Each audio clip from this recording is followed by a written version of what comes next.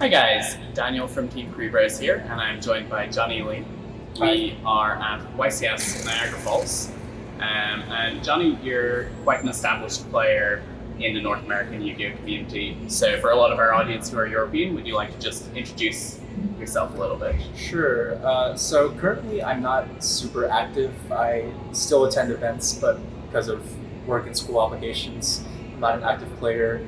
But I have been traveling since 2012 for this game. I've touched a couple of YCSs, but primarily played them. And back in my heyday, I wrote for ARG as well as TCG player. But these days, mainly just coasting and attending events, but not doing much Yu-Gi-Oh in between. How did you get into Yu-Gi-Oh, and then how did you get into the actual competitive circuit? I have a bit of an unusual story because I think with most people, they get into Yu-Gi-Oh casually first, and then they later learn about the competitive scene. But I was a bit odd in that when I was in middle school, I was actually a very established player in the Pokemon card game community. I didn't even qualify for Worlds and won a trip there and all those good things. So I was pretty accomplished in the junior division of Pokemon. And so I kind of grew up with competitive gaming. So when Yu-Gi-Oh came to North America, I already knew what it meant to play a competitive game, and so friends just pressured me into switching games. I really didn't want to because I had poured so much into getting good at Pokemon, but peer pressure at that age, and it didn't help that the Yu-Gi-Oh show was so entertaining. So it's like every weekday afternoon, it's a 30-minute commercial for Yu-Gi-Oh. So that eventually lured me into playing. But once I did start playing, I immediately jumped into the competitive scene. So what that meant was early on, like way before the days of Dueling Network, we had YVD, Yu-Gi-Oh! Virtual Desktop. And so I immediately jumped into playing ladder on YVD and just playing competitively on that platform. Right.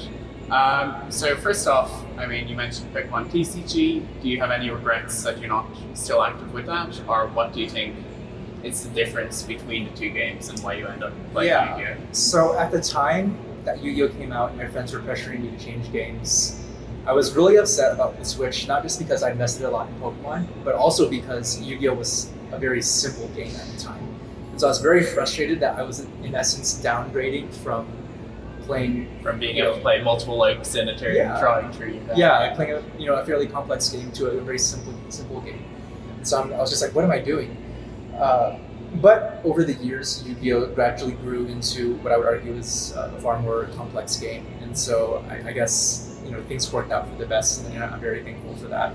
But initially I was very resistant, and I did not want to make that switch. I didn't want to leave Pokemon. But I'm happy with that decision now. Cool. So with regards approaching the game from a competitive standpoint, how do you do that? Like, do you attend locals? Do you have a testing circle? Or do you just find difficult opponents to play against to try and improve? Yeah, that's a really good question. I've been asked that a lot. So I'll share what I did back in my peak activity. Again, I'm not an active player, but back when I was most active in Yu-Gi-Oh, I do have what I believe are a set of best practices for making the most efficient use of your time to preparing for events. So one practice that I preach a lot is open hand testing. Open hand testing is so important because you need to learn how to play correctly. If you practice in such a way where you and your friend or test partner are playing close-handed and you're not reviewing what your plays are and whether you're messing up and you're just playing to win instead of playing to learn, then you're going to milk so little out of such a long time span. So open hand testing is very important. You need to see all the information and get habituated to what the correct plays are. And then from there you can move to close-handed testing. Another thing to do with open hand testing is to actually set up a standard board for every commonly played deck. So the format where I first started practicing this was during Zoo Nationals. So to give an example from that format, what we would do is we would make a board of Dragons with a barrier set and a Sullen Strike set and then we would set 1 or 2 other cards, and we would rotate out what those last 2 sets were. They're like my body, my body, Cosmic Cyclone. There could be a number of things, but we would rotate out those wild cards. But we would have that core, opening, because that opening was so common. And so any experimental deck that we wanted to try, and we tried a lot of interesting stuff like Metal Fuzz Zoo, and really funny stuff like that.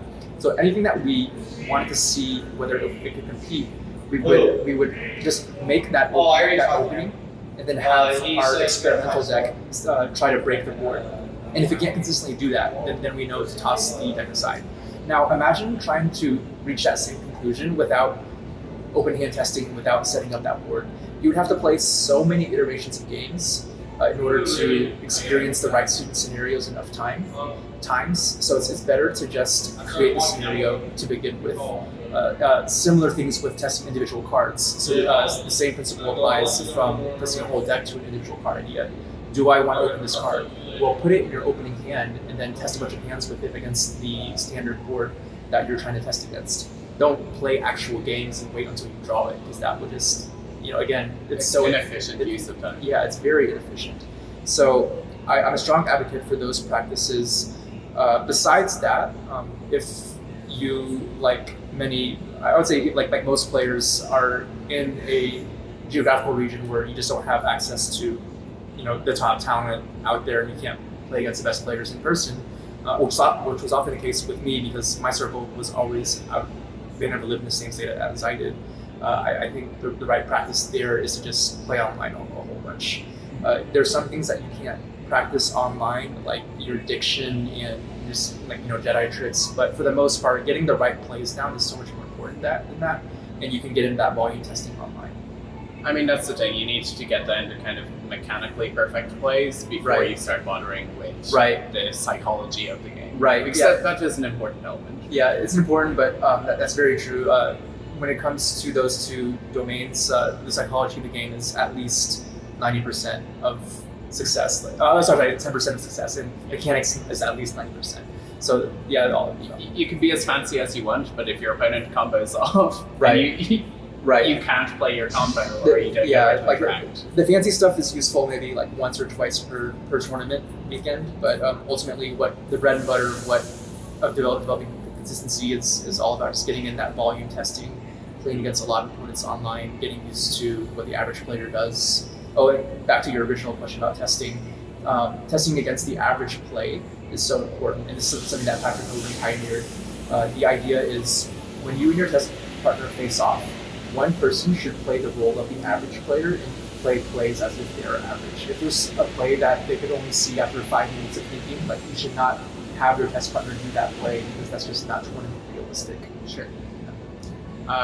So with regards to tournaments, there are a lot of extra factors outside of just the play space. So obviously having access to food and water is really important, but there's also the external element of judges, and how when a judge approaches the game, they have quite an impact on the players. Do you have any kind of thoughts on how players can prepare for it, particularly if you're a new player and you're not used to having judge calls, because it can be very disruptive? Yeah, I would actually like to speak to both of the matters that you just raised, both the preparedness with judges as well as preparedness as far as stuff outside of the game. So when it comes to stuff outside of the game, I'm actually a huge advocate of a number of practices that I consider best practices. One is to not eat meals during the event, and I get that you're going to be from start of the day to end of the last round. It can be easily 8 hours or more.